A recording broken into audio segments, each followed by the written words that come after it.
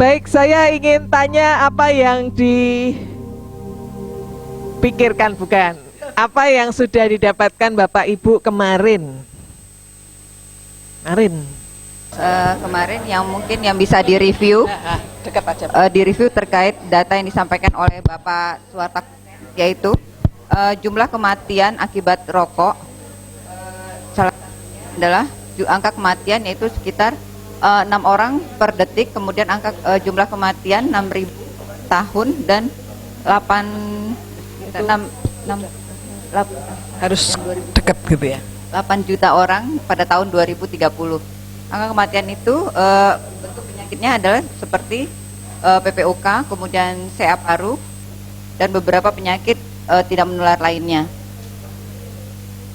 Ya, baik. Saya tak ke yang lain dulu. Terima kasih, Bu. Bu Eva. Ya. Di sini tadi sudah tentang data-data tentang akibat kematian. Saya ingin bertanya pada yang cowok sekarang. Baru pertama kali ikut pelatihan tentang rokok yang benar-benar mengulas tentang dari awal, misalnya data yang apa? Mungkin kalau saya pribadi tidak begitu banyak ya pengetahuan, misalnya seperti mungkin Reskesdas, Susenas dan lain sebagainya. Nah, yang seperti ini kan ya gas. Jadi ya semakin menambah inilah informasi-informasi mengenai data yang nantinya juga akan menunjang kita untuk melakukan suatu penelitian. Oke, itu aja, terima kasih. Ya, terima kasih. Dari bangku sini, Mbak. Apa yang didapatkan kemarin? Yang saya dapatkan kemarin sih yang paling terasa waktu kita praktek bikin policy brief itu pertama kali buat saya untuk nyusun policy brief dengan waktu sesingkat itu, dan gak nyangka ternyata kami bisa gitu. Itu yang paling berkesan, dan saya rasa itu akan sangat bermanfaat untuk kedepannya nanti. Jadi kita sebagai peneliti nggak hanya bisa menghasilkan apa yang kita teliti, tapi juga bisa memberikan rekomendasi untuk para pembuat kebijakan. Terima kasih. Assalamualaikum warahmatullahi wabarakatuh. Jadi tanggapan untuk kegiatan kemarin tentunya secara pribadi maupun teman-teman di kelompok adalah kami telah mendapat sebuah pengetahuan baik yang bersifat baru ataupun pengetahuan tambahan. Jadi pengetahuan yang kami maksud itu baik di kami sekarang sudah mengetahui tentang data-data tentang tobacco, baik yang perbandingan dengan skala Indonesia ataupun skala luar, dan informasi-informasi yang terkait tentang pengendalian tobacco di Indonesia, khususnya kemarin sempat tertarik dengan isu di Kulon Progo dengan melibatkan beberapa lintas sektor seperti Majelis Ulama Indonesia kemarin. Mungkin bagi beberapa itu merupakan pengetahuan yang baru, pemahaman yang baru. Untuk beberapa itu untuk mempertajam, reminding, kemudian untuk juga mempertajam apa yang sudah didapatkan. Nah, Ibu dan Bapak, hari ini Bapak Ibu akan masuk pada lebih khusus lagi pada tobacco control, khususnya pada TAPS ya. Tobacco Advertising, Promotion and Sponsorship. Ya. Dan mungkin saya sedikit meng-highlight bahwa memang workshop ini diadakan dengan kronologisnya adalah latar belakangnya adalah CDC itu mempunyai data yang cukup banyak. Mereka melakukan surveillance cukup sering, dan terutama yang untuk tobacco ya. Jadi dari GTTS ya Bu ya, GTSS, oh ya, GTSS isinya ada GYTS, ada GATS, GATS ya, GATS ya, dan itu pengennya itu bisa diakses dan kemudian digunakan oleh negara-negara termasuk Indonesia ini, bagaimana data itu bisa untuk action gitu ya. Actionnya itu bisa ke policy, bisa kemarin kalau Dr. Suwarta Kosen menjelaskan bahwa itu bisa juga untuk sebuah usulan yang nantinya untuk program ya. Jadi ada, kalau masih ingat, ada dua hal yang bisa kita lakukan untuk membuat policy brief ya. Jadi supaya data yang demikian banyak itu, termasuk sebetulnya data yang sudah kita lakukan juga oleh Litbangkes di Indonesia, Riskesdas, Riswaskes, wah banyak. Ya, nanti mungkin ada Bapak Ibu yang di sini, memang ada yang di kementerian juga, itu untuk menggunakan data-data tersebut ya untuk memperkuat policy brief, bisa juga untuk memperkuat naskah akademik, sehingga nanti akan muncul kebijakan-kebijakan yang berwawasan kesehatan yang terutama dalam pengendalian tembakau. Ya. Dan hari ini Ibu dan Bapak, yang pertama adalah, sebetulnya sudah ada sih slide-nya. Jadi pertama ini nanti akan di lead oleh Dr. Fatwa. Kita akan melihat bagaimana contoh-contoh untuk tobacco control, ya, dan kemudian bagaimana TAPS ini, jadi tobacco advertising, promotion, and sponsorship ini baik di Indonesia maupun di Amerika, dan akan disampaikan oleh Pak Nyoman, Dr. Nyoman Kandun, ini dari FETP Indonesia, Field Epidemiology Training Program. Kemudian dari UGM ada Prof. Hari, dan dari Amerika ada Dr. Mark. Kemudian setelah break, nanti kita akan mulai berdiskusi lagi, mulai kita memikirkan apa yang nanti Bapak Ibu lakukan sesudah makan siang. Sesudah makan siang, Bapak Ibu dalam kelompok akan berjalan-jalan di sepanjang Babarsari dan Seturan. Jadi sekeliling hotel ini banyak jalan-jalan kecil yang Bapak Ibu bisa masuk-masuk, ya. Dan untuk melakukan sebuah kajian yang nanti dengan pendekatan yang disebut dengan photo voice. Bagaimana gambar atau potret itu bisa berbicara.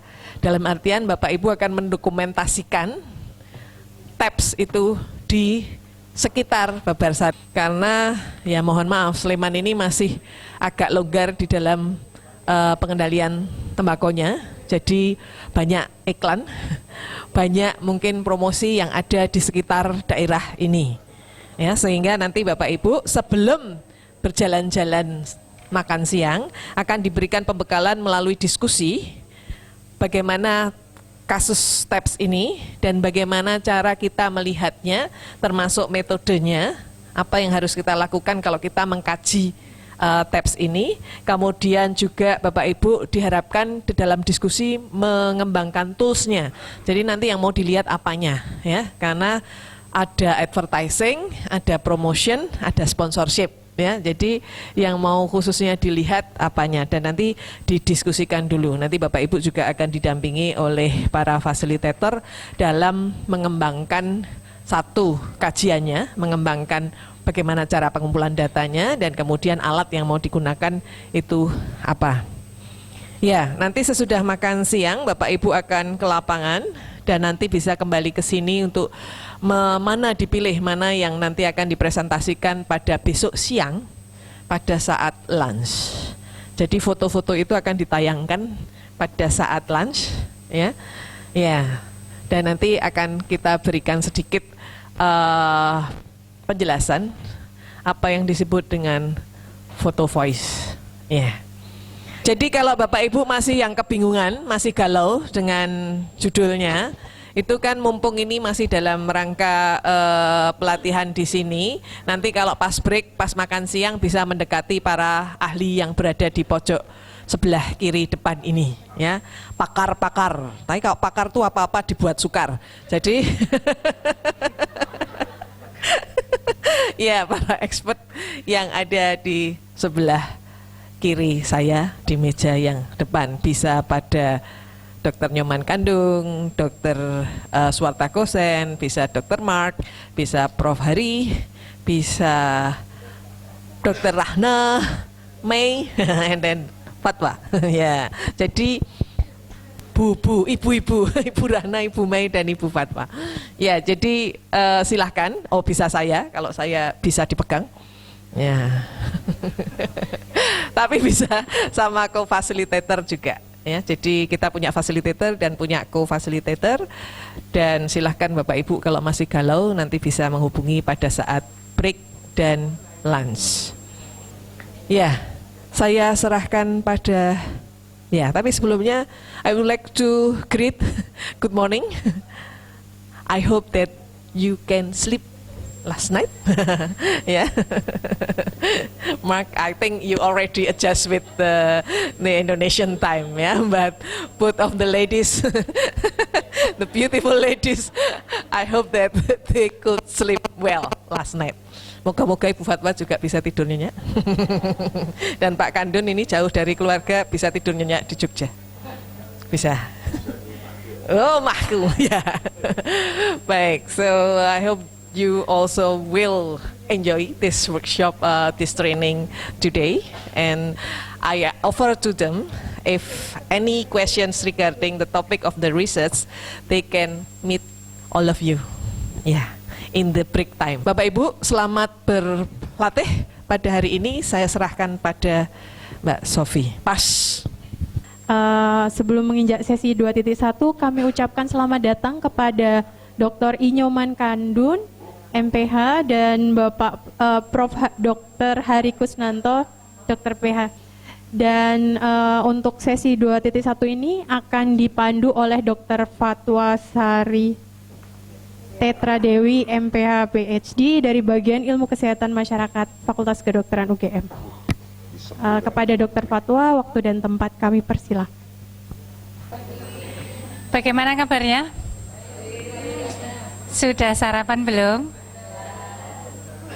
Ya, kita akan back to business ini. Jadi seperti tadi sudah dijelaskan oleh Ibu Yayi bahwa hari ini hari kedua kita akan memulai untuk kegiatan persiapan turun ke lapangan.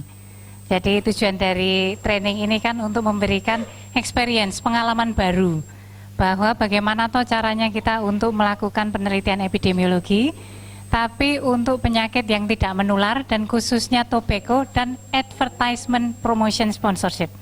Jadi lebih ke arah sana. Kemudian pada sesi yang pertama ini nanti kami berharap Bapak Ibu mendapatkan banyak ide-ide begitu ya. Jadi ini tolong nanti ditangkap berbagai macam ide yang dilontarkan oleh para pakar yang ada di depan. Sesi yang pertama ini Bapak Ibu harus memilih topiknya, topik kelompok. Sesi yang kedua Bapak Ibu mengembangkan metodologinya. Sesi yang ketiga Bapak Ibu mempersiapkan alat ukurnya, instrumennya. Ya, jangan kaget, jangan kemudian stres begitu ya. Karena kami sudah mempersiapkan banyak bantuan yang ada di, ya itu gunanya buku Bapak Ibu agak tebal. Karena di situ banyak bantuan.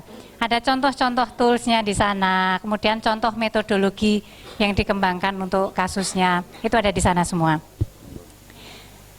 Oke, apakah sudah jelas apa yang tadi saya sampaikan? Jadi lebih untuk mencari topiknya ya kita pagi ini. Sesi pertama adalah mencari topik kelompok. Kemudian nanti akan kita dengarkan presentasi dari 3 pembicara. Yang pertama adalah Pak Nyoman Kandun. Pak Nyoman Kandun ini dari FETP Indonesia. Nanti akan menceritakan tentang contoh-contoh TAPS, penelitian TAPS yang ada di Indonesia. Kemudian Pak Harikus, Prof. Harikus nanti dari FETP UGM ini akan menceritakan tentang contoh-contoh TAPS di Indonesia juga, tapi dari sisi empower. Jadi ada banyak pengendalian tembakau, ada empower, salah satunya adalah TAPS gitu. Nanti Prof. Hari akan menyampaikan tentang itu, dan Pak Mak nanti akan menyampaikan tentang kasusnya di Amerika, contoh kasus di Amerika. Jadi nanti kita perhatikan berbagai ide yang muncul di situ, segera dicatat aja kalau dapat ide. Untuk kesempatan pertama kami persilahkan beliau Bapak Dr. Insinyur Nyoman Kandun MPH untuk menyampaikan. Baiklah, 10 menit itu waktunya ya. Saya tidak akan presentasi mengenai pasal-pasal daripada aturan-aturan, misalnya PP 109 dan sebagainya itu. Kita bergerak di bidang public health. Public health itu punya konotasi 2, yang satu adalah public policy. Jadi kebijakan publik. Yang satunya adalah publik yang kita layani untuk kita tingkatkan status kesehatan mereka. Nah, tentunya untuk mereka status kesehatan mereka baik, itu harus didukung dengan perilaku hidup bersih dan sehat, gaya hidup sehat. Nah, dalam gaya hidup sehat itu salah satunya adalah tidak merokok. Nah, tentu kita tahu mereka yang perokok itu konon kabarnya anjing takut, maling takut, dan awet muda. Anjing takut karena jalan sebentar terus dodok dia, dikira mau ngambil batu, anjingnya takut. Malam hari dia selalu batuk kung kung kung kung kung sehingga dikira masih bangun, tidak tidur, jadi maling rampok tidak berani masuk. Awet muda karena biasanya mati muda gitu ya. Nah biasanya kalau sudah apa namanya itu tua itu biasanya mengkis-mengkisnya, COPD. Oke, saya tidak akan perpanjang lebar. Kebijakan publik itu akan baik kalau evidence yang diberikan bagus, sehingga berdasarkan need daripada publik yang dilayani. Ya, apakah masyarakat itu sudah membutuhkan aturan-aturan yang mengatur mereka supaya tidak merokok, gitu kan? Nah, tentu kita punya Undang-Undang Nomor 36 2009 yang dimana salah satu pasalnya, ya pasal 116, diterjemahkan dalam aturan yang lebih operasional yang kita sebut sebagai Peraturan Pemerintah Nomor 109 Tahun 2012. Silahkan baca. Tentu kalau saya 10 menit saya tidak akan bisa. Nah tentu kita merujuk pada international regulation, kemudian kita terjemahkan dalam national regulation kita. Yang tugas kita adalah bagaimana masyarakat kita tuh dari tahun ke tahun ya jumlah perokok yang baru dan sebagainya menurun secara drastis ya.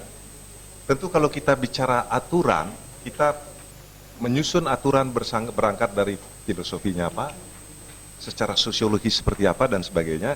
Kemudian apa yang diatur, siapa yang mengatur, bagaimana mengaturnya, kemudian sanksi-sanksi yang akan diterapkan kalau aturan-aturan itu dilanggar. Nah, tugas saudara nanti ke lapangan dan melihat apakah aturan-aturan yang ada, mulai dari peraturan pemerintah yang diterjemahkan dalam Perda. Saya kemarin baru dari pengadilan Tipikor, di situ dilarang merokok. Tapi seluruh lantainya penuh dengan puntung rokok. Semua wartawan, jaksa, penuntut, lawyer-lawyer itu merokok dengan bebasnya. Di situ ada Perda yang ngatur tidak boleh merokok. Saya pergi ke DPR, Komisi 8, Komisi 9, orang-orang DPR itu dengan leluasanya merokok di kawasan pakai AC, di lorong-lorong, saya plototin dia. Tidak merasa diplototin. Gitu. Saya tegur cleaning service, kamu nggak tegur itu galakan dia Pak. Nah, jadi gaya hidup sehat itu salah satunya adalah tidak merokok. Nah tentu kalau kita bicara soal aturan, kita bicara soal kepemerintahan yang baik, good governance. Good governance itu pilarnya 3. Yang pertama adalah predictable framework of the law, kepastian hukum. Apa sih kepastian hukum tentang aturan-aturan yang tentang tobacco ini ya? Yang kedua adalah transparansi. Yang ketiga adalah accountability, akuntabilitas. Siapa yang accountable untuk apa? Jadi kalau kita merujuk pada good governance, nah kita sekarang bekerja di bawah Jokowi administration. Sebelumnya kita bekerja di bawah SBY administration. Nah, tentunya kita lihat aturan-aturan yang telah dibuat dari undang-undang, PP, kemudian sampai pada perda-perda. Sejauh mana pelaksanaan, enforcement daripada aturan-aturan ini yang penting. Nah tentu saudara nanti ke lapangan menyiapkan sesuatu yang apa yang ingin saudara lihat, apa yang harus saudara lihat, kemudian kesimpulan-kesimpulan apa yang saudara dapat tarik dari kunjungan yang singkat di lapangan. Nah tentu sebagai mahasiswa atau lulusan FETP yang biasanya kita bicara communicable disease, sekarang dibawa ke ranah non-communicable diseases yang kita sebut juga dengan epidemik daripada tobacco.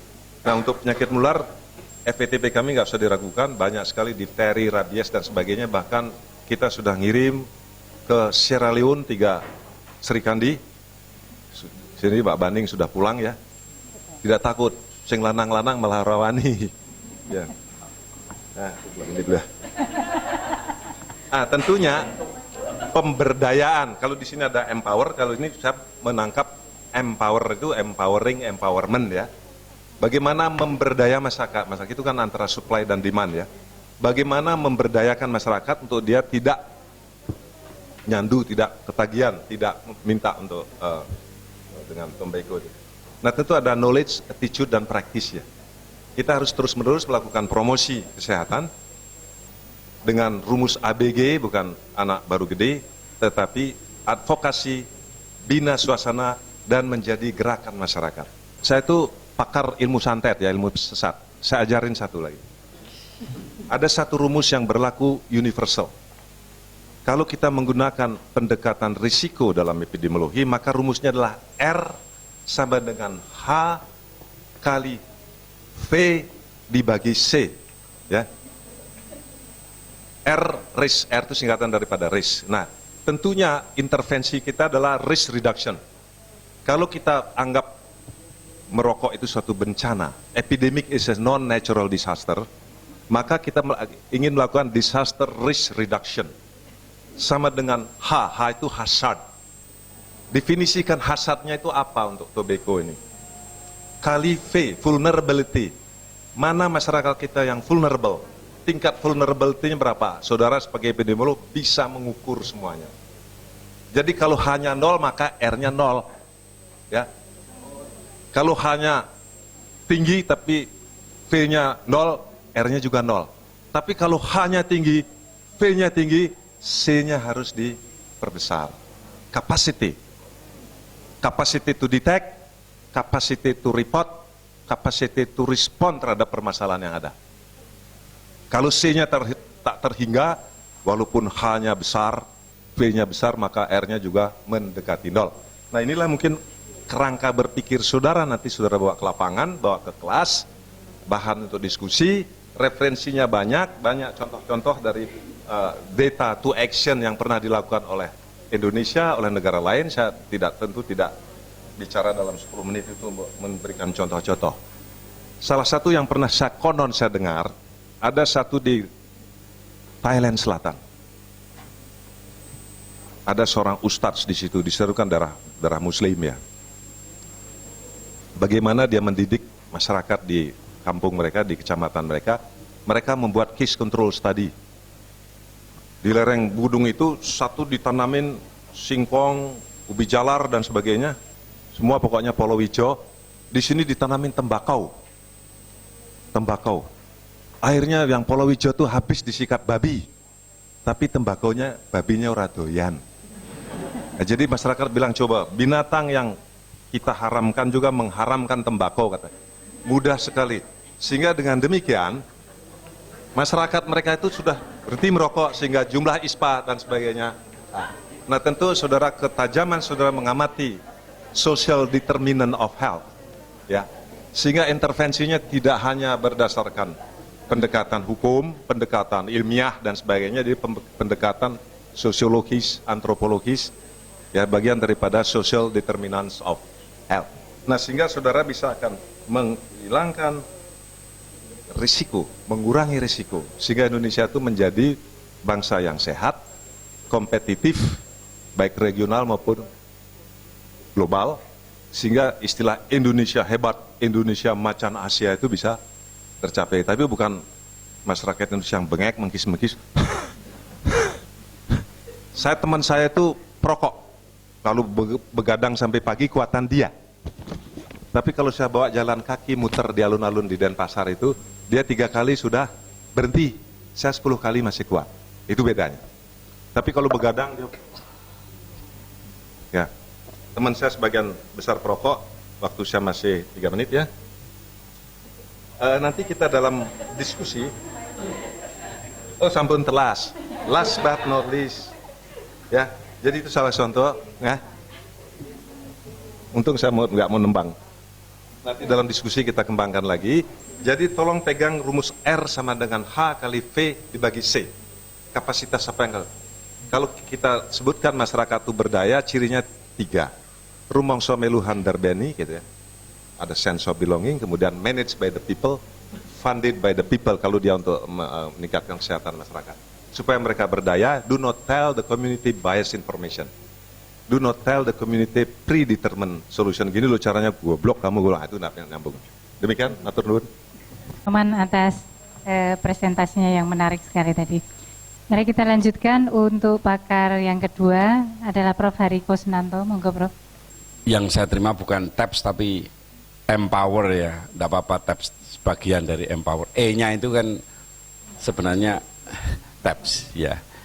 Kami silakan. Jadi ini juga next slide. Jadi ini hanya bagaimana kontribusi rokok terhadap berbagai macam penyakit yang non infeksius. Infeksiusnya banyak, ada pneumonia, ada congek, ada malnutrisi dan sebagainya, yang TBC juga. Jadi ini hanya yang NCD. Itu prediksinya semakin gapnya semakin jauh dengan yang developed countries. Berikutnya Indonesia nomor 3 di dunia ya. Jadi 2/3 dari perokok itu hidup di 10 negara ini, dan Indonesia nomor 3 setelah Cina dan India. Itu saja karena Cina India penduduknya banyak. Ini bukan rate ya, bukan prevalence rate, tapi count. Jadi kita bayangkan Indonesia itu separuhnya India, padahal penduduknya hanya 1/5-nya. Jadi banyak di Indonesia ini ngerokoknya. Kemudian berikutnya, kalau kita ingin supaya TAPS-nya itu dilawan, ya kita harus overpopulate iklan dari Indonesia ya, yang seperti ini misalnya. Kalau mereka nggak ada lu nggak rame, ya karena lu pada mati ya gitu, pada di makam semua kan gitu ya. Jadi ini kurang R ya, R-nya adalah race tax. Selanjutnya, jadi ini yang ada di WHO, M itu monitoring, P dan seterusnya ya. B masih belum hafal ya, baru semalam ya. Protect people from tobacco smoke, over help to quit tobacco use. Ini di Indonesia juga belum nikotin replacement therapy belum ya, supplies-nya belum tersedia. Padahal ini sangat penting, sehingga sebenarnya kan komitmen pemerintah saja sebenarnya. Kalau disediakan yang apa itu patch atau padahal banyak efeknya besar ya. Ini yang nanti akan kelihatan bahwa sebenarnya teks dari tobacco itu besar sekali, tapi yang dipakai untuk melawan tobacco persentasenya sangat kecil. Kalau ini untuk mensubsidi supplies nikotin replacement therapy, maka tentu ini akan dampaknya besar. Kemudian warn about the dangers tobacco. Enforce ini yang TAPS, yang topik sesi ini.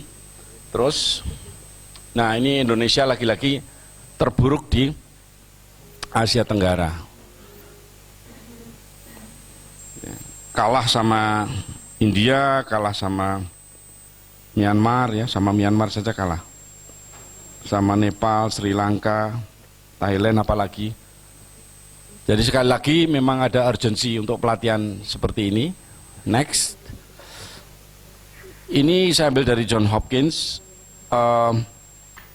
beberapa item yang perlu kalau nanti akan penelitian di lapangan yang diperhatikan ya, untuk monitor itu frequency of use, type of products used, intensity of use, ini bisa kretek, non kretek ya.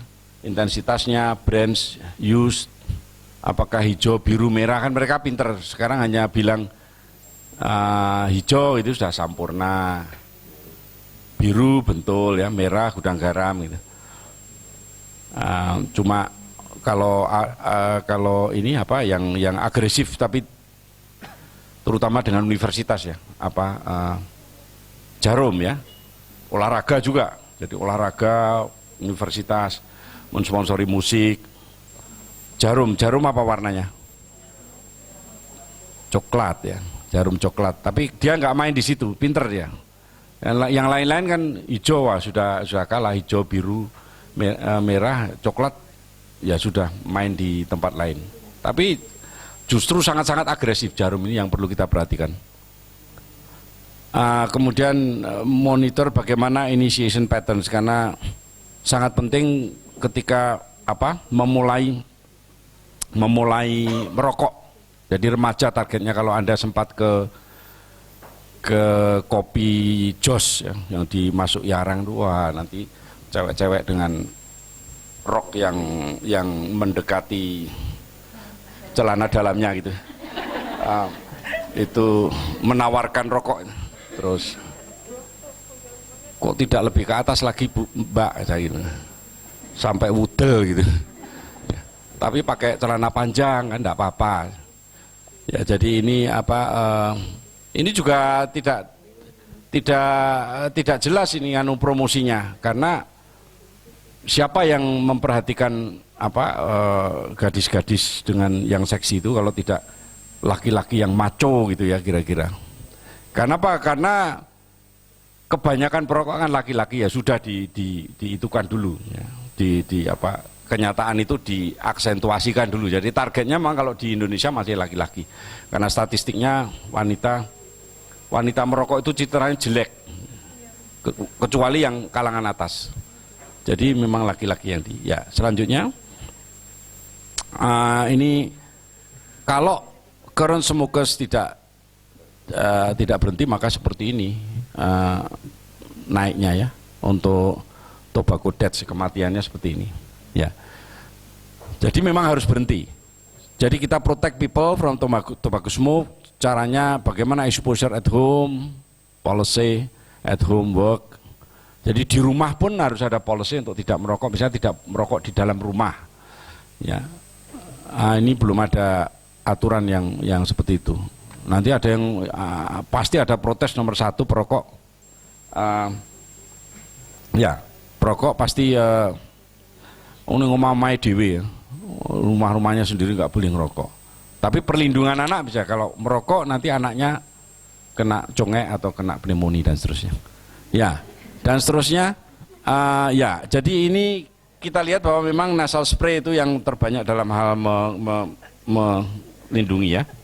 Melindungi dari mempercepat berhenti merokok. Selanjutnya, nah ini baru enforce. Enforce itu di sini hanya di 2 indikator, exposure to direct exposure, indirect exposure sebenarnya.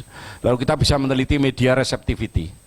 Sejauh mana media itu lolos gitu, KR lolos, koran atau TV yang lolos apa? TV One ya kelihatannya, yang jelek itu TV One kelihatannya. Ya, ya. Soalnya musuhnya Jokowi sih soalnya. Ya, raise ya, menaikkan tax ya. Ya, selanjutnya ini saya barusan dari Timor Leste, ini di dindingnya WHO. Nah, kalau mau ditiru yang melengkung itu ya, baik sekali itu dipopulerkan karena sasarannya maco, maka rokok itu bisa memelengkungkan jimatmu loh, nah, gitu ya. Apa itu jimat? Siji di rumat. Nah, itu. Ya, selanjutnya. Jadi ini bagaimana average change in cigarette consumption 10 years after introduction of advertising bans. Jadi kita lihat dampaknya sangat besar ya. Bagaimana menurunkan, kalau tidak ada advertising ban ya cuma segitu, tapi ketika ada advertising ban hampir 10%. Jadi Anda kontribusinya bisa sangat besar kalau mengarah ke ini. Next. Ini kenyataan tadi bahwa tax itu 5 times higher than spending on tobacco control. Banyak ada yang menyumbangkan hanya 2,5% saja encer, tidak hanya tobacco ya, untuk promosi kesehatan yang lain-lain. Padahal sebenarnya dari tobacco tax itu lebih banyak harusnya untuk tobacco. Nah, kalau kita punya uang yang banyak kan punya amunisi ya untuk melarang lebih kuat lagi, atau untuk melindungi tadi, untuk empower tadi banyak sekali. Oke, next. Jadi ini contoh bahwa tax itu juga penting, karena kalau taxnya rendah, termasuk Indonesia ini, itu konsumsinya tinggi juga. Ini sangat korelasi negatif ya. Dari sini kelihatan kalau taxnya rendah itunya tinggi. Jadi kontribusinya besar. Konsumsi tembakau yang diketahui. Tapi bapak saya dulu nggak punya duit, ngelinting dewe kan, tingwe namanya dulu. Jadi tidak diketahui kalau beli, karena yang dibeli tembakau kalau perlu membuat membuat rokok dari metik tembakau sendiri mungkin gitu. Ini yang berbahaya. Tapi saya kira paling tidak orang sekarang malas ya melinting tembakau. Next, ini terakhir. Terima kasih. Terima kasih sekali Prof. Hari. Jadi menarik sekali tadi bagaimana promosi tembakau ini bisa meningkatkan sampai 10 kali begitu ya, 10 kali buruknya kondisi adiksi merokok. Kemudian akan kita dengarkan presentasi yang ketiga dari Bapak Dr. Mark Paraskandola. Mark, your time please. I'm going to give a little bit of a brief background on tobacco advertising and promotion in the U.S., just so you can maybe get a little different perspective on how other countries have dealt with this. We do not have a comprehensive tobacco advertising, promotion, and sponsorship ban. So I would not actually say that U.S. is the gold standard. There are other countries that have moved, made more progress in this area. Of some community level research that's been done, which might be helpful for informing the exercise you're going to do today. So just by way of background, one of the earliest policies put in place in the U.S. when we started to get attention around the hazards of tobacco use was to ban cigarette ads on television and radio. It wasn't until the 1990s when there was a major legal settlement between, so a number of the U.S. state governments sued the tobacco industry, the tobacco companies, because they misled the public about the harms of their product, saying that the states had to pay the cost for treating smokers, and so the tobacco companies should have to be responsible for this. So a settlement was reached, and as one of the terms of that settlement was to prohibit outdoor and billboard advertising of cigarettes, and as well as advertising in certain venues targeted to youth. And then finally, more recently, the Family Smoking Prevention and Tobacco Control Act imposed some new restrictions on tobacco advertising and marketing. And I'll say a bit more about that. So the U.S. Food and Drug Administration currently imposes certain restrictions on tobacco advertising with the goal of making cigarettes less attractive to youth. So that includes prohibiting tobacco brand name sponsorship of athletic events, music, social, and cultural events. It also requires that audio advertisements use only words with no music or sound effects, so you can't associate a tobacco brand with a popular song or something. And also prohibits the sale and distribution of items with tobacco company logos like T-shirts and hats. And that was one way, one technique that had been used a lot by cigarette companies. And so the FDA has actually created on their website a space you can go to report violations. So anyone can send in information through the website if they see a violation in their community. And I think this is an interesting tool. It's very new, so I think we don't have a lot of data yet on how effective it's been. But I think it's kind of an innovative approach. And then here are some of the kinds of violations that people might report.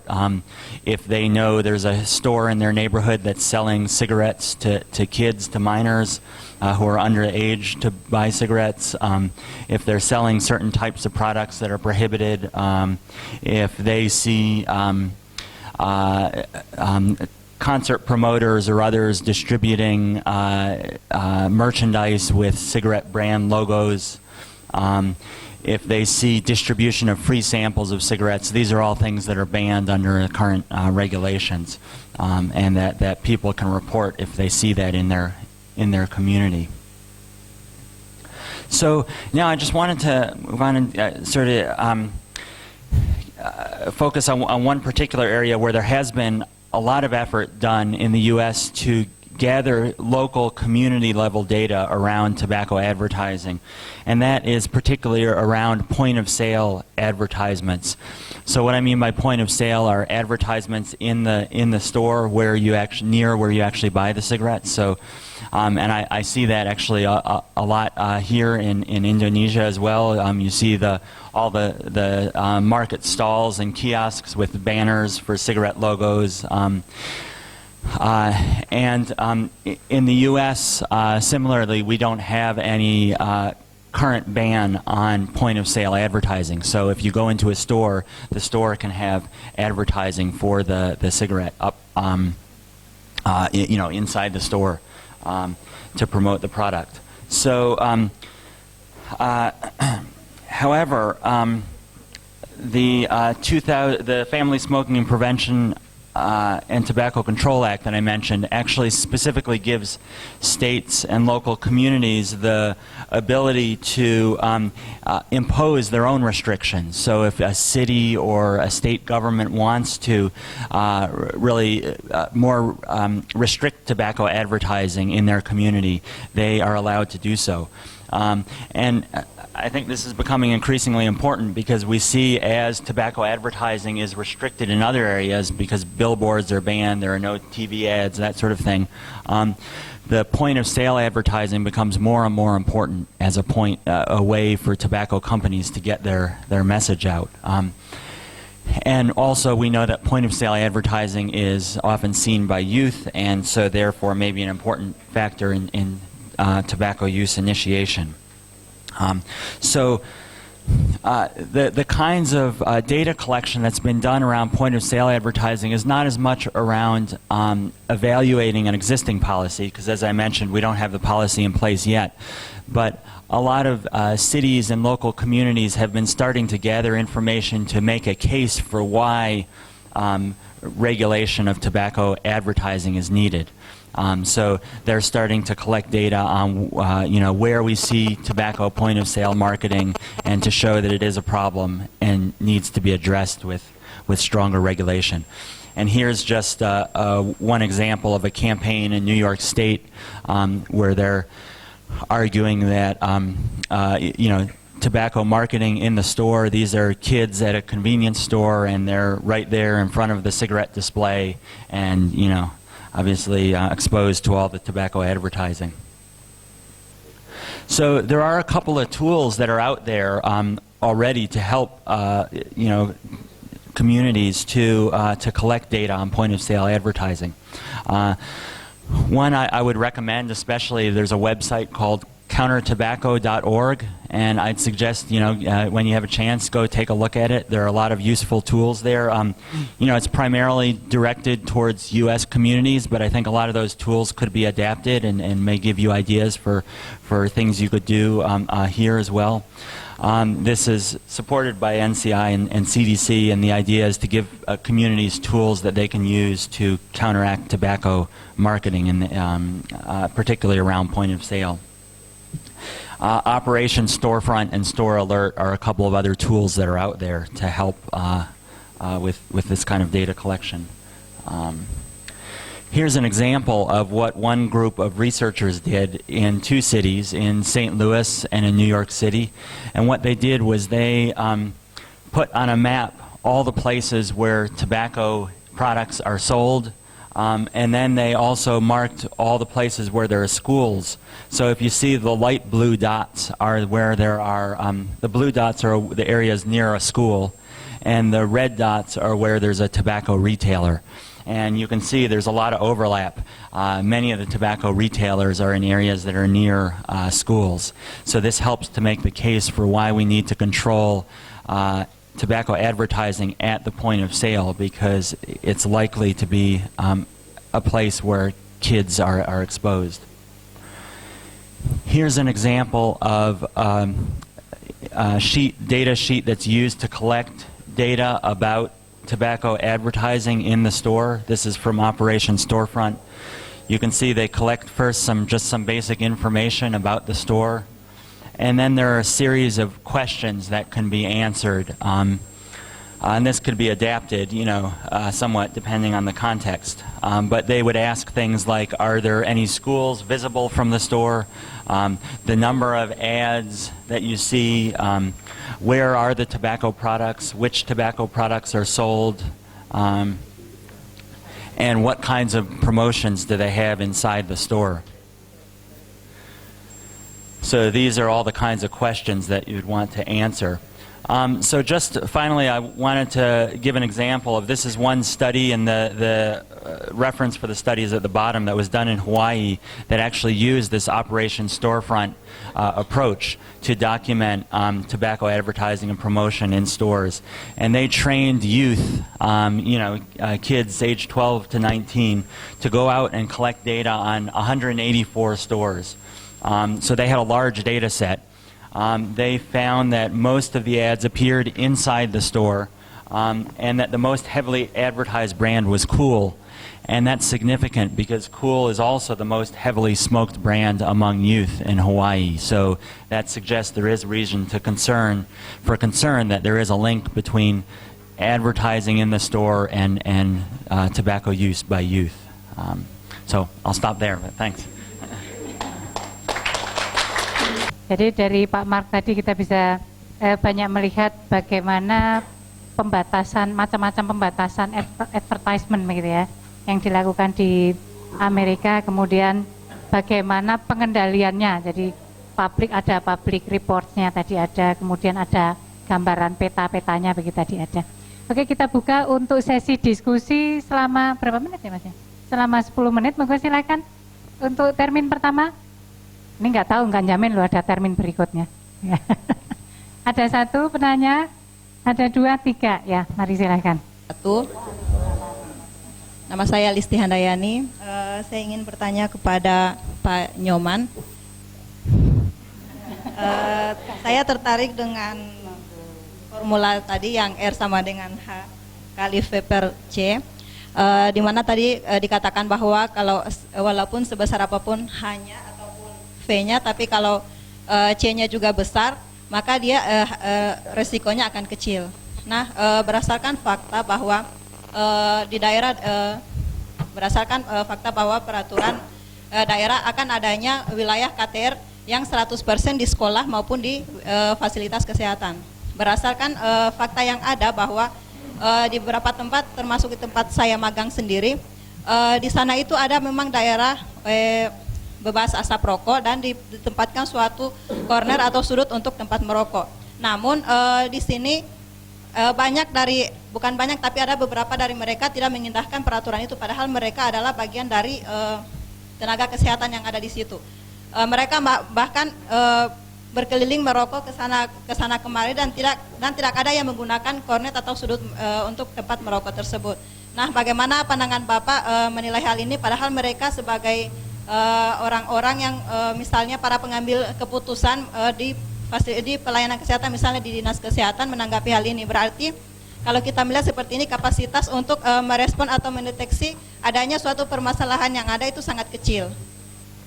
Terus yang kedua kepada Bapak Prof. Hari mengenai promosi rokok. Di sini kita melihat memang sudah banyak adanya gambar-gambar atau warning yang terdapat pada bungkus rokok. Di sini kita bisa melihat adanya gambar seorang yang merokok itu dengan gambar tengkorak di belakangnya. Nah, kalau misalnya kita melihat banyak dari masyarakat mungkin belum memahami apa maksud dari gambar tersebut. Ada mereka yang berpikiran bahwa mereka itu seperti merokok di kuburan ataupun di tempat-tempat yang menyeramkan. Terus ya ada juga kalau kita melihat ada bapak yang merokok kemudian sambil menggendong anaknya, dan di situ tidak ada tanda X sebagai tanda larangan. Jadi apalagi kebiasaan kita orang Indonesia yang malas membaca, kita cuma hanya bisa melihat gambar, mungkin mereka akan salah persepsi. Bagaimana menurut Bapak menanggapi hal ini? Terima kasih. Good morning. My name is Dewi. I would like to ask to Dr. Mark.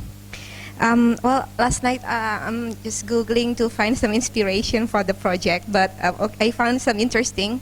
I found documents about the tobacco industry, about their strategy and how to deal with government and how they do their marketing in this last 50 years. So I'm just wondering, what is the implication of the tobacco documents in public health policy in the United States?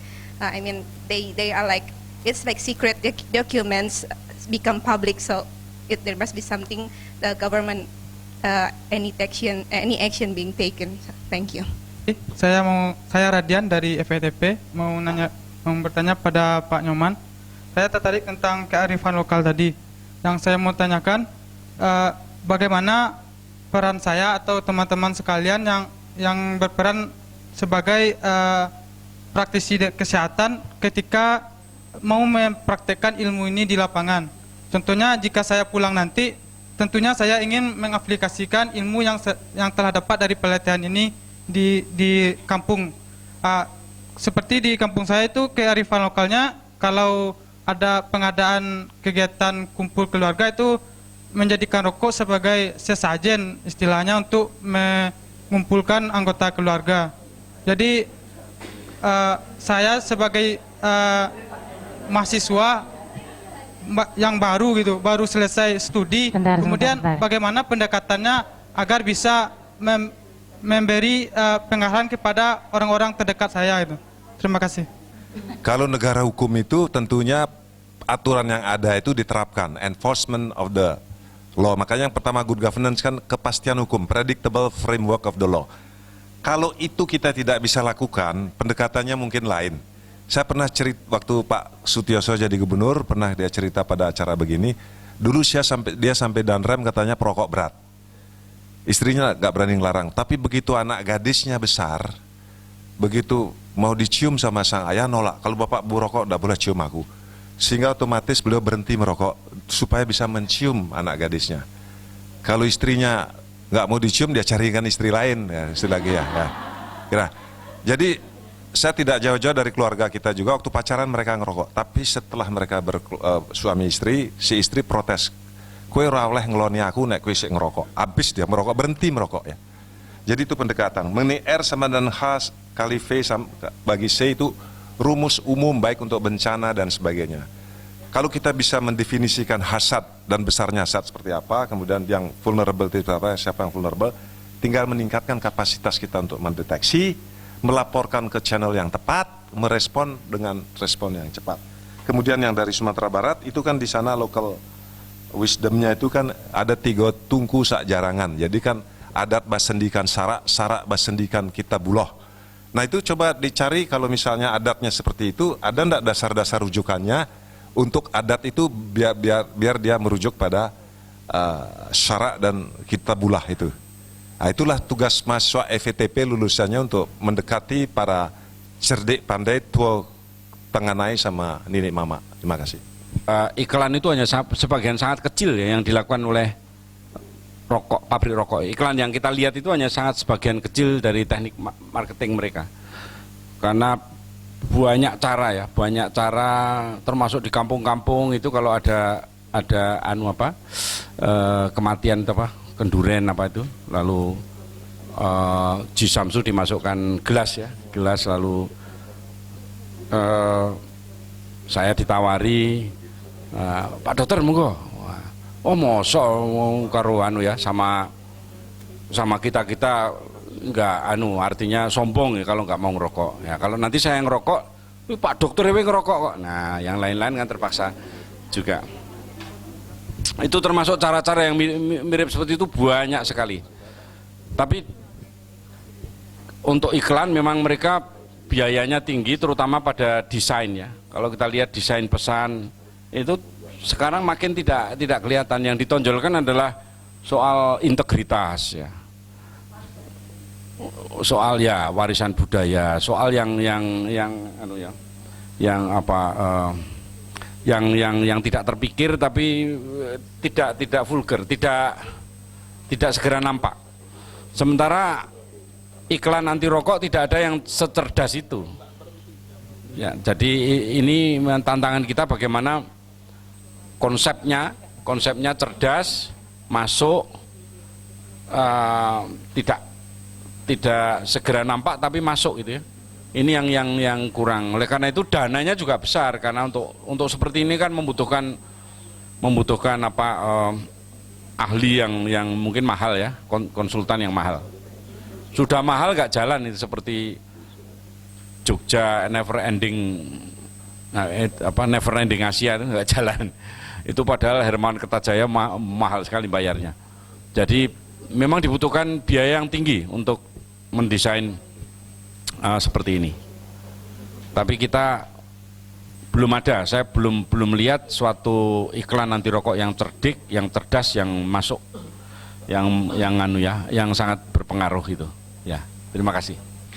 I would just second that it is really important to focus on health professionals as we know there is still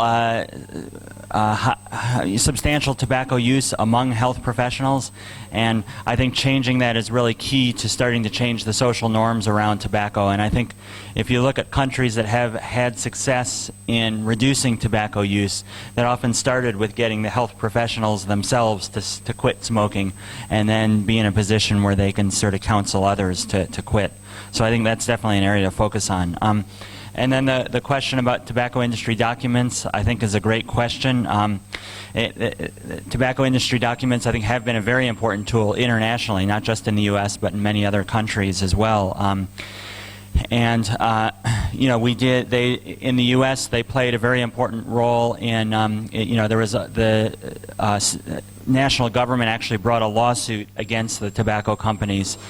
And there was an 800-page decision that the judge wrote that basically outlined this, 50-year-plus history of the tobacco industry to mislead the public about the health risks of smoking, to market their products to youth, to manipulate the level of nicotine in the product in a way to make it more easily addictive.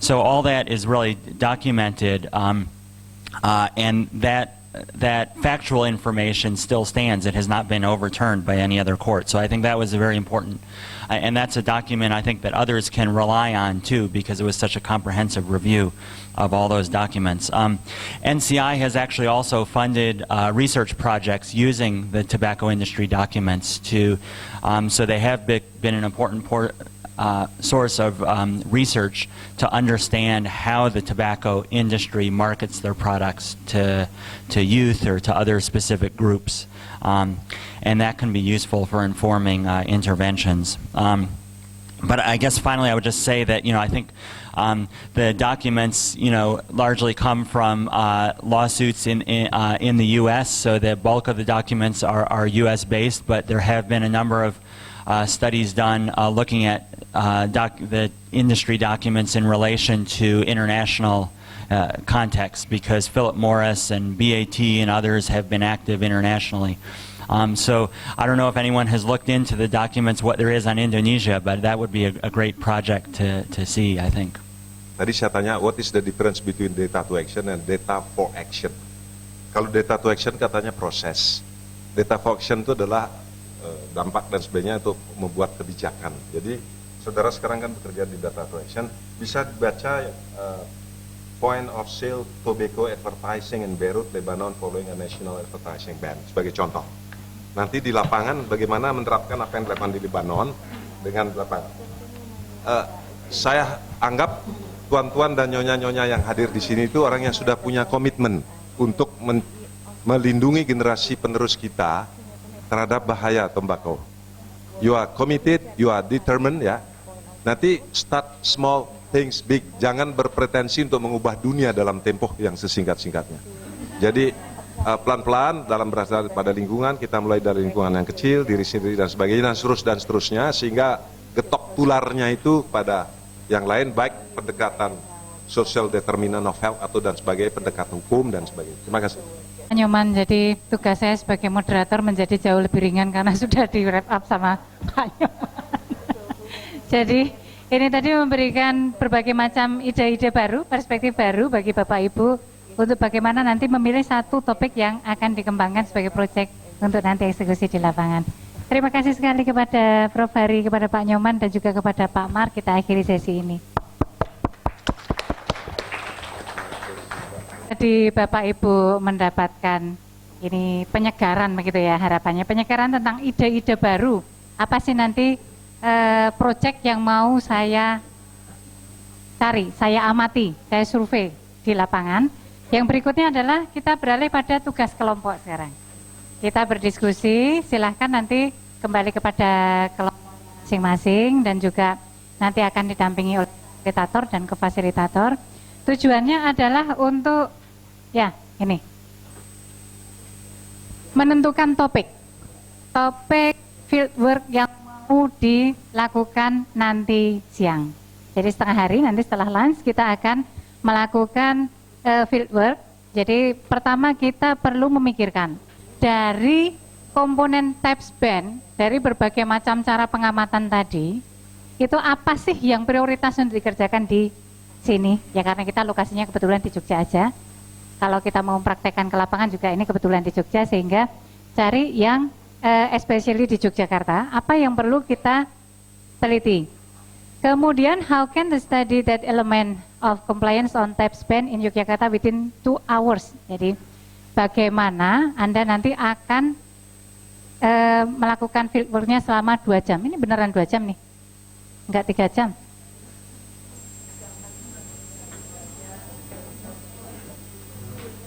Ya, 3 jam ya kayaknya karena kan habis lunch sampai jam 4 sore. Ya, jadi ada 3 jam. Anda punya waktu 3 jam. Jadi prinsipnya adalah mana sih yang prioritas topiknya untuk saya ambil, dan yang kedua adalah manageable. Dalam waktu 3 jam untuk dilakukan satu kelompok. Jadi tadi seperti sudah diingatkan oleh Pak Nyoman bahwa think small dulu. Jadi dipikirkan dari yang kecil aja, yang manageable dulu aja. Gitu ya. Jadi yang manageable aja. Untuk satu kelompok yang jumlahnya 6 orang bisa dilakukan dalam waktu 2 jam. Jadi tentunya yang di sekeliling sini aja ya. Jangan terlalu banyak ya, misalnya jangan ambil di kota Surakarta gitu. Nanti belum sempat kembali ke sini. Berikutnya Anda mencari metodologi, mendesain metodologinya. Sesi berikutnya adalah membangun instrumennya, atau sebetulnya mengadaptasi instrumen dari yang ada gitu ya, karena waktunya hanya sedikit. Sudah? Di kelompok 1 sampai 4 masih akan ada di sini. Kemudian ya, kelompok 5 dan 6 akan berada di ruangan yang Kali Adem. Ya. Jadi seperti itu supaya nanti dan waktu diskusinya 35 menit dan nanti kita kembali ke sini untuk sharing lagi.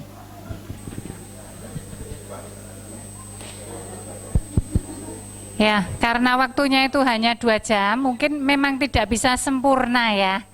Jadi harus kita maklumi nanti bahwa itu tidak sempurna. Hanya icip-icip pengalaman aja, tapi jelas apa yang mau dicari begitu ya. Mari silakan.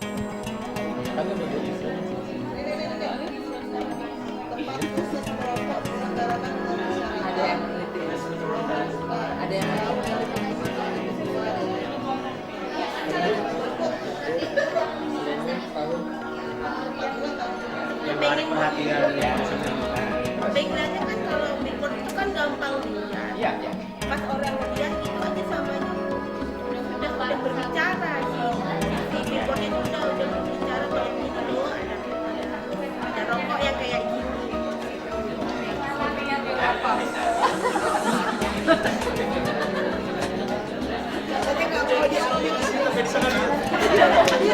S2 apa SD? S2 apa SD?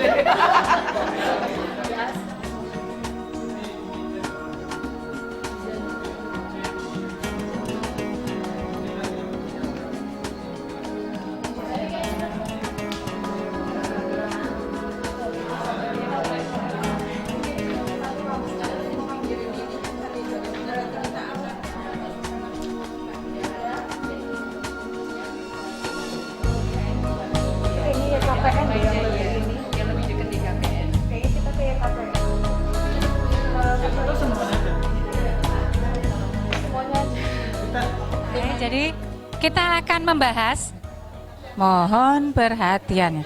Perhatian, pesawat Anda sudah siap untuk berangkat.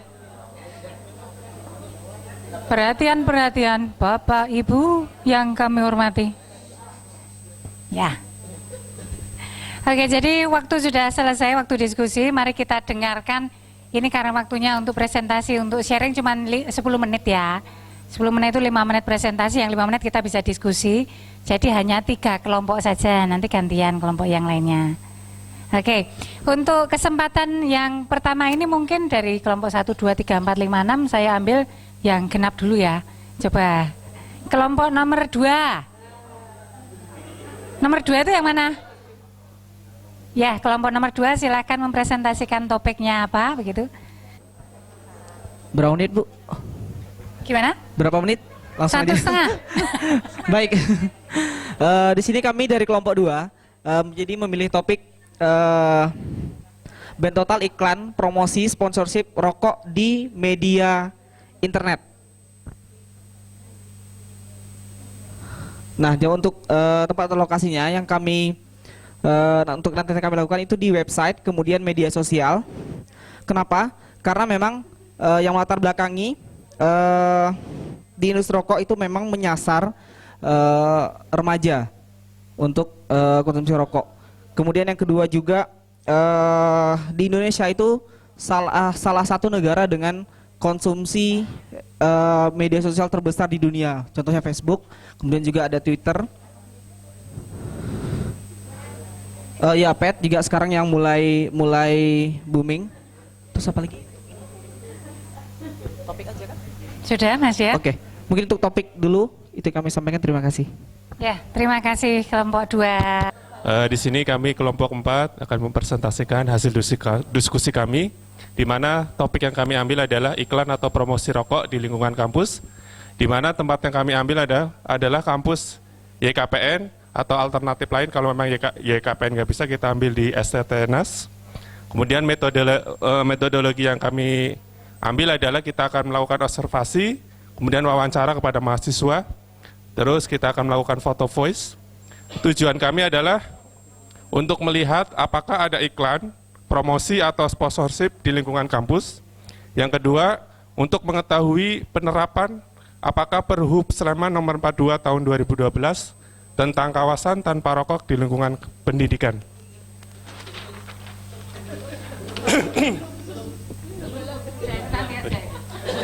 Kemudian instrumen yang kami, itu belum ya? Ya, mungkin itu aja yang bisa kami sampaikan. Terima kasih. Ya, untuk kelompok 6 kami mengambil tema di kampus yaitu sponsorship sama promotion. Itu di kampusnya kami memilih di UPN. Kemudian nanti untuk sponsorship kita melihat kayak beasiswa seperti itu. Untuk promotionnya nanti kita menuju ke seperti kantin atau Kopma itu kayak gitu. Kemudian nanti kita juga melihat apakah ada interaksi antara pembelian rokok seperti itu. Ya, oke. Jadi itu dari kelompok ke-6. Saya berikan aplaus. Jadi makasih. Ini buat kelompok 2 tak lagi mengenai iklan di internet. Jadi saya kira kan juga di tips ini kan kita juga menghubungkan dengan aturan-aturan yang ada. Jadi kan untuk sekedar saran memang apakah memang sudah disahkan bahwa aturan-aturan iklan-iklan rokok di media internet itu memang udah ada atau belum gitu. Sekali itu juga bisa menjadi masukan. Makasih ya.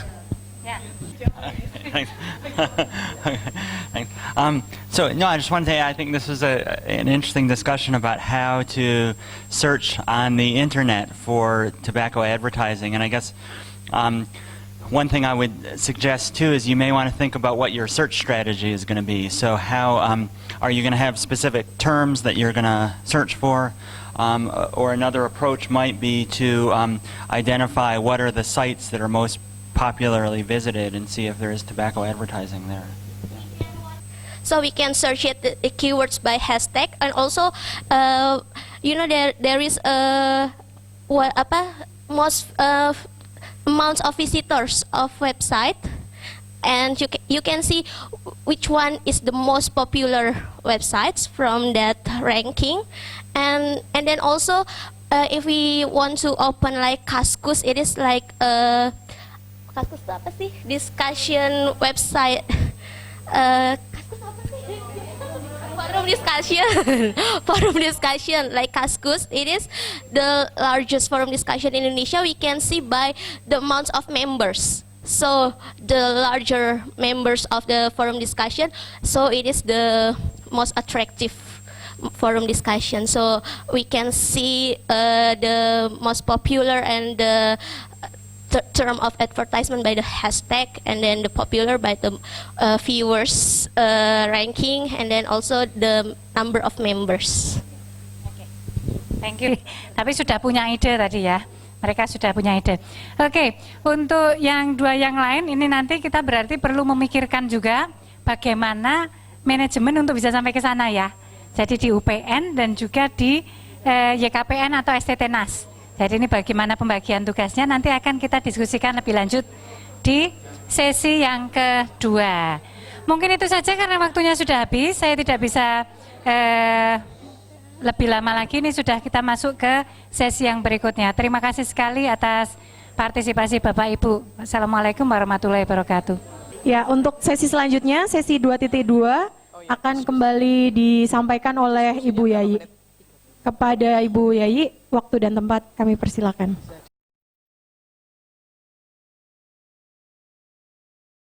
Selamat pagi kembali, mudah-mudahan dunianya semakin cerah setelah minum teh dan minum kopi. Ya. Seharusnya banyak air minum sih, air ya. Baik, nanti Bapak Ibu, sebelum Bapak Ibu melanjutkan mendiskusikan, meskipun tadi sudah ada yang jauh, sudah sampai instrumen, bisa pinjam nyunyuan. Ya. Jadi, apa yang Bapak Ibu tadi sudah diskusikan, tadi sudah diingatkan bahwa ya bagaimana kita memahami regulasi yang sudah ada, meskipun ya misalnya regulasinya belum ada, tetapi bisa saja sebetulnya ada di dalam regulasi itu, tetapi khusus untuk yang di bagian misalnya internet tadi ya. Jadi misalnya untuk light dan mild itu ada di dalam salah satu aturan. Apakah memang yang di internet itu sudah mengikuti aturan itu, mereka tidak mencantumkan light, mild gitu ya. Jadi itu bisa, artinya bisa diintegrasikan. Kemudian, nah ini kan tadi kalau yang dari Pak Mark tadi kan mempresentasikan yang melanggar, tapi ini kita bisa juga sebenarnya tujuan daripada kita melakukan ini asesmennya adalah pengajian ini harapannya adalah Bapak Ibu bisa memahami ini sudah ada aturan sejauh mana sih industri dan seller ya itu mematuhi aturan tersebut ya, compliance ya. Tujuannya kemudian memahami yang disebut dengan advertising, promotion dan sponsorship. Tadi sudah sedikit dibahas di sesi awal. Dan kemudian Bapak Ibu hanya punya waktu 2 jam, jadi skopnya jangan terlalu lebar ya. Tadi kalau Pak Nyoman jangan terlalu berambisi. Ya, jadi kita paling tidak memotret salah satu ya.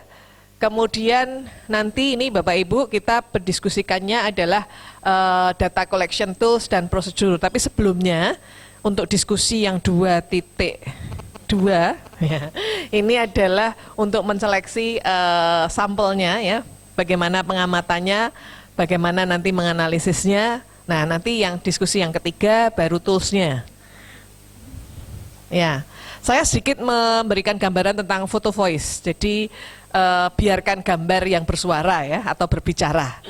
Jadi ini pendekatan photo voice ini digunakan untuk melihat proses ya. Biasanya yang agak susah untuk kita wawancara atau kita dekati, kita analisis, kita bisa menggunakan photo voice ini.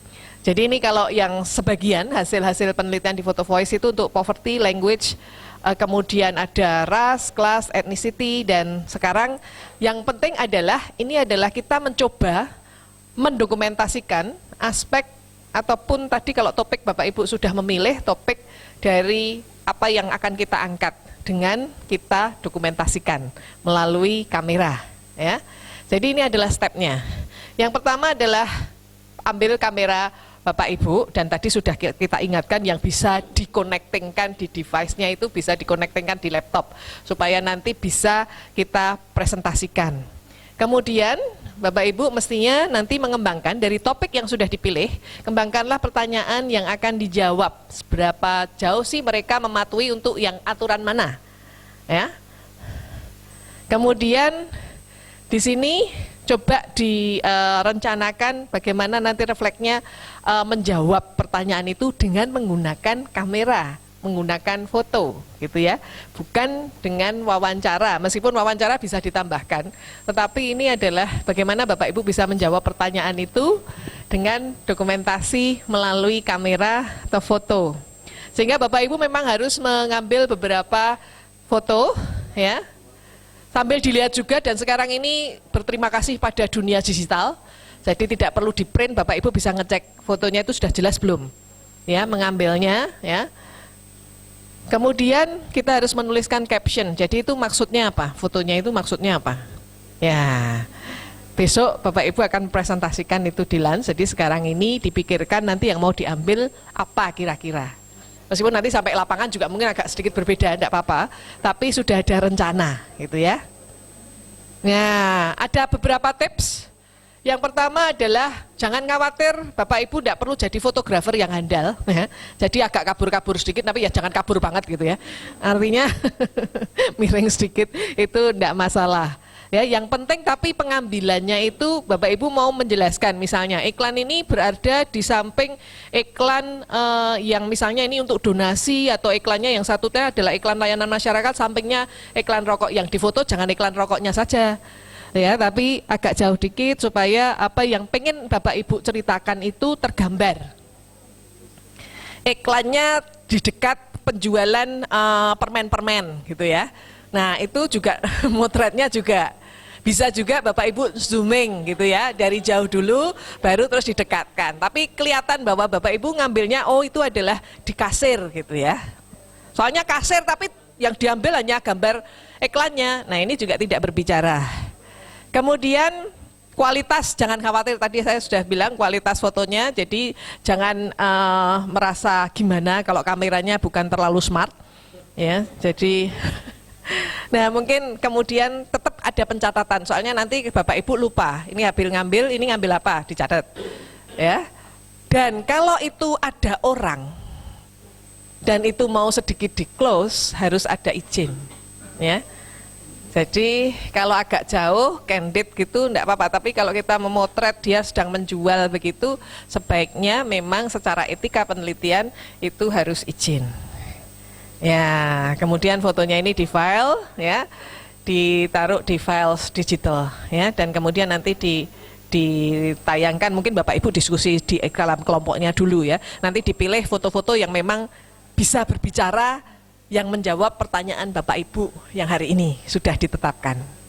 Oke, ini contohnya ya. Ini mau menceritakan tentang kebebasan ya, orang black, orang hitam di Amerika ya. Jadi grandparents sudah berjuang untuk kebebasan dan kemudian menandatangani untuk pendidikan, mereka dapat pendidikan ya, tetapi kita tetap subjek dari yang tersisihkan gitu ya. Jadi kemudian ini contohnya. Ini from where I sit, ini menceritakan tentang bagaimana orang yang mereka diminta untuk menggambarkan orang disabled itu gimana perlakuannya ya. Jadi banyak jalan yang mungkin tidak terlalu friendly ya untuk orang disabled. Di Indonesia banyak ya. Ya. Terus ini misalnya kalau tentang pembuangan ya. Jadi yang dibuang seenaknya begitu ya. Jadi tapi ini dikasih kan, di mana ini akan bisa membuat kurios anak-anak dan juga peliharaan ya, binatang peliharaan. Tapi mungkin bukan babi tadi ya, babi nggak mau ya. Terus ini contohnya juga, misalnya ini gas station, ini di pom bensin tapi penjualan. Nah. Jadi cigarette don't mix with anything ya, especially not gasoline ya. Smoking near gas gimana kan, nggak boleh toh ngerokok. Ya, jadi tapi kan ini harus kelihatan ya. Jadi tidak dan juga bukan yang di-post adalah yang perempuannya ini ya. Nih kalau kita mau menunjukkan bahwa ini di pojok jalannya yang mana, nah ini harus kelihatan juga ya. Ya, ini yang di Indonesia. Nah ini mestinya ada yang jauh dulu karena ini kelihatan, tapi mungkin ini bisa kelihatan kasirnya ya. Jadi ini bisa zoomingnya adalah ini, tapi sebelumnya adalah kita ambil yang agak jauh sedikit ya supaya kita tahu ini di mana, gitu ya. ya posisinya ya. Kalau ini langsung di zoom itu kan bisa aja kita atur gitu kan. Nah tapi kalau ini memang diambilnya di salah satu sudut. Nah baik, saya kira ini untuk yang 2.2 aktivitasnya adalah bagaimana metode nanti Bapak Ibu di dalam pengumpulan datanya ya. Kemudian lokasinya segera ditentukan karena ada beberapa jalan di buku kecil itu sudah ada peta. Ya, jadi Bapak Ibu tinggal di situ yang mana, kecuali yang internet tadi mungkin akan duduk kecuali mau ke warnet tadi ya. Ya, kemudian bagaimana mendokumentasikan ya. Kalau internet berarti ya harus ngeklik supaya itu menjadi file ya. Ya. Nah, dan nanti kita mendiskusikan selama 35 menit. Coba Bapak Ibu coba ditetapkan pertanyaannya itu harus yang jelas dan spesifik. Ingat waktunya 2 jam. Kalau saya sarankan ya 1 pertanyaan penelitian yang akan dijawab. Dan ini juga merefleksikan apakah yang sudah ada dalam peraturan itu sudah dipatuhi oleh para baik pedagang, penjual maupun industri rokok itu sendiri. Ya, karena yang mau ngambil tentang iklan kan itu berarti industrinya kan yang masang ya. Tapi kalau yang mau lihat di Indomart misalnya itu penjualnya, bisa saja ada dua sisi ya. Kemudian mungkin Bapak Ibu perlu merencanakan bagaimana caranya ngambilnya. Mungkin bisa pakai checklist ya untuk mengembangkan, tapi nanti di 2.3 akan kita diskusikan juga bagaimana toolsnya. Dan kemudian juga selain checklist yang bisa diadopt, Bapak Ibu nanti bisa juga membuat catatan lapangan ya di notesnya. Itu sudah dikasih buku kecil itu bisa untuk menulis. Ya, ini adalah beberapa search-nya. Ya, jadi Bapak Ibu bisa searchingnya nanti bagaimana. Ya, ini nanti ya. Baik, itu saya kira Bapak Ibu kita bisa mulai berdiskusi untuk bagaimana pengumpulan datanya ya. Ya, sekarang milih kemudian sekaligus merencanakan cara pengumpulan datanya. Bapak Ibu ada beberapa referensi yang bisa dibaca secara singkat ya di tempat Bapak Ibu ya. Itu ada beberapa referensi untuk 2.2 yang sekarang bisa dibaca terutama untuk pengumpulannya. Ya karena waktunya 2 jam kami juga tidak berharap terlalu banyak nanti ya. Ya, silahkan. Dan nanti tadi kan yang presentasi sudah 2, 4, 6. Berarti nanti yang mempersiapkan 1, 3, 5. Ya. Kalau tidak ada mohon bagi para fasilitator untuk kembali pada kelompoknya.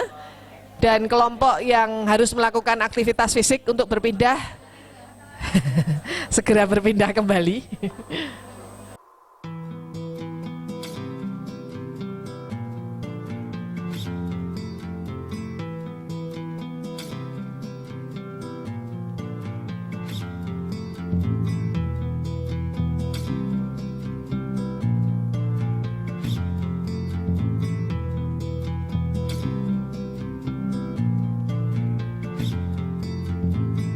No suelo tenerte, pero a veces logro olvidar lo que me enseñaste, lo que me entregaste y sé.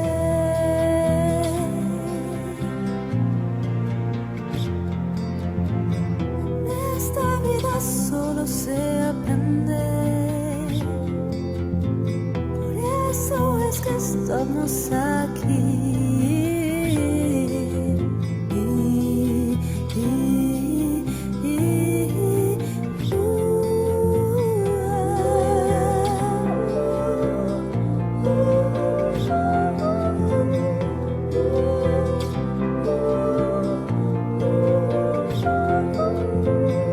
Nunca dejas de oír, nunca dejas de mirar, nunca dejas de fluir, nunca dejas de reír.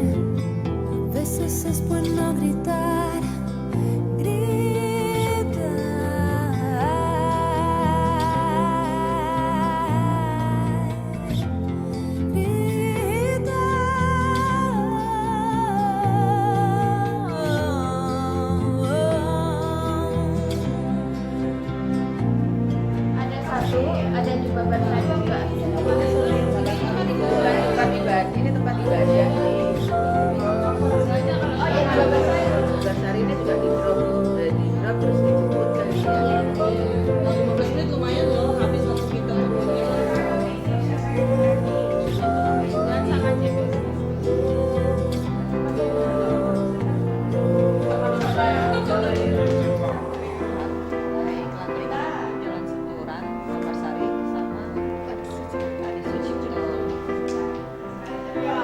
Ke gelanggang itu nanti siapa yang paling dekat, misalnya kalau di gelanggang lebih dekat visip ya kita lah ya visip. Aku loh kemarin